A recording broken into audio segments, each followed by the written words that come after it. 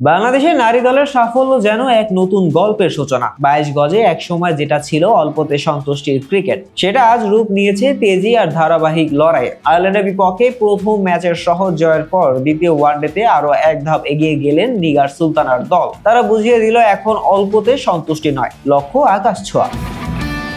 মিরপুরের শের-ই-বাংলা স্টেডিয়ামে আয়ারল্যান্ডের ইনিংস ছিল এক ধীর লড়াই। তাদের সংগ্রহ 6 উইকেটে 193। দেখে মনে হচ্ছিল আইরিশ ব্যাটাররা যেন পিকনিক মোডে নেমেছিলেন। বাংলাদেশের বোলাররা একদিকে লাইন লেন্থ মেনে বল করছেন, আর অন্যদিকে আইরিশ ব্যাটাররা মানসিকভাবে কোথাও দূরে, যেন কফি ব্রেকে চলে গেছেন।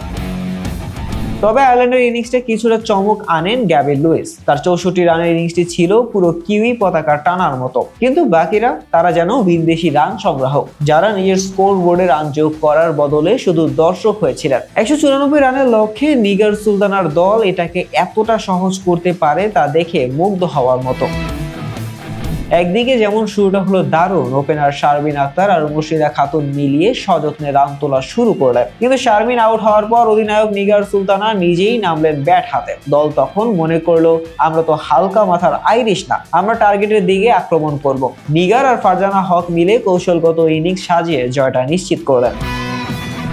বাংলাদেশ দল যতই রান তুলছিল, ড্রেসিং রুম থেকে তখন বারবার আসছিল চিৎকার। কেউ কেউ বলছিলেন, এই তো আমাদের বিশ্বকাপের পথে প্রথম পা। আর মজার ব্যাপার হলো, নাজমা আক্তার কফি হাতে চিৎকার করে বলছিলেন, পিকনিক শেষ আয়ারল্যান্ড। আর নিগার ম্যাচ শেষে তার কথাই সব বলল।